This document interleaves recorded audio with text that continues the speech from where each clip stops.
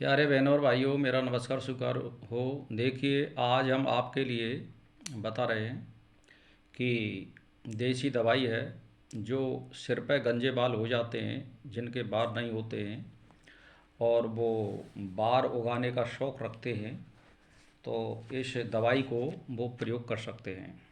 बहुत ही अर्जेंट दवाई है। देखिए, एक परवल होते, कड़वे परवल के पत्ते के रस निकाल लीजिए आप। कड़वे परवल के पत्तों का रस, और रस निकाल के उसमें कुटकी पीसनी है। उसमें पहले आप उस कुटकी का हमाम दस्ते में कूट करके चूर्ण बना लो, और फिर कड़वे परवल के पत्तों के रस में उसको पीसिए। पानी नहीं गिरना है उसमें, वो रस ही गिरना है, मिक्सी से निकल आएगा। और कितनी लेनी है कुटकी? जितने आपके सर पे जगह हो, बाल ना हो, कितनी लगनी है, यह आप अंदाज उसी से लगा लेना। 1 तोला लेनी है या 2 तोला लेनी है या 3-4 तोला कम से कम उसका रस चाहिएगा। तो उसको डेली, राधे राधे, तो आप जो है उसको लेप सा बना करके और बालों को छील करके आप उस जगह पे बिना बाल बारी पे आप लेप सा कर दें। लेप कर दें, ये आपको डेली लगाना है। 21 दिन तक आपको डेली लगाना है। फिर आपको एक दिन छोड़ करके लगाना है, और ऐसे ही फिर 21 दिन लगा लें तो फिर आपको 2 दिन छोड़ के लगाना है। इस तरह से आप सप्ताह में एक दिन करें, फिर 15 दिन करें, फिर माह में एक दिन करें। इस तरह से इसको बंद करना है। और दूसरी दवाई फिर मैं बता रहा हूँ आपके लिए, गोखरू और तिल के फूल।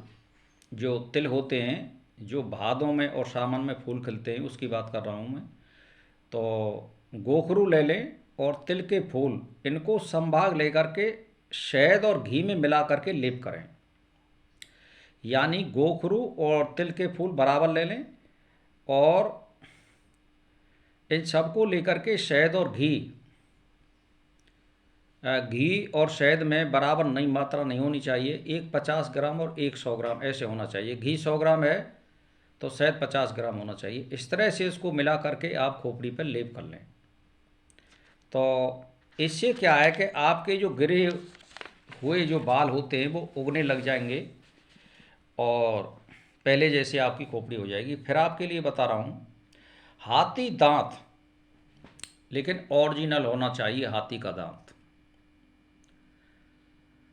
अब उसकी बशम आप बना लीजिए घर पर। हांडी में इसको जौकुट सा करके और हांडी में इसको बंद कर दें, और बहुत तेज़ आंच से इसको हांडी को ढक करके मिट्टी वगैरह का लेप करके अच्छी तरह से इसको फूंक दें। रात में इसको अग्नि में रख दें, जैसे कंडा वगैरह लगा करके। कुछ लकड़ी भी रख दें, कुछ कोला भी रख दें।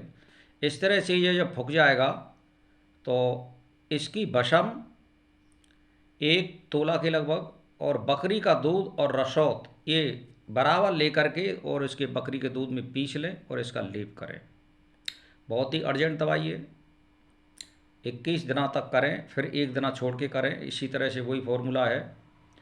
और आपके लिए ये मैंने 3 दवाई बता दी हैं, चौथी दवाई सरल और बता रहा हूँ कि एक नौशादर होता है जिसको नवशादर बोलते हैं, डंडे वाला। ये 2 तरह का होता है, एक पथरी वाला, एक डंडे वाला। हमें डंडे वाला लेना है। पथरी वाला बहुत ज़्यादा तेज होता है, वो हमें नहीं लेना है। तो हमें डंडे वाला नवशादर चाहिए, इसको नौशादर बोलते हैं।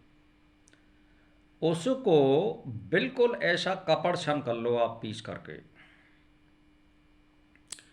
फिर आपको लौनी घी लेना है, ताज़ा,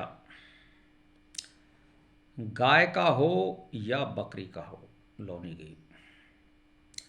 और इसको आप 1 तोला के लगभग नवशादर कम से कम 2-3 तोला लौनी घी में किसी कटोरी में, काय की में, लो की कढ़ाई में, या किसी लो के बर्तन में आप हाथ से इसको मलिए।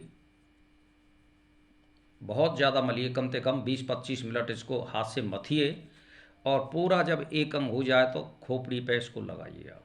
लेकिन आप उतना बनाइए जितना आप रोजीना आपकी खोपड़ी में लग सकता है। अच्छा लगा लीजिए और बिल्कुल बारों को आप जो है खोपड़ी पर उसको चला दीजिए। 21 दिन डेली लगाएं आप, और दूसरे तीसरे दिन चौथे दिन आप बारों को छीलते रहें। और ज़्यादातर आप कफ बनाने वाली कोई वस्तु ना खाएं, जैसे चावल, दूध, खीर, उड़द की दाल या पकवान।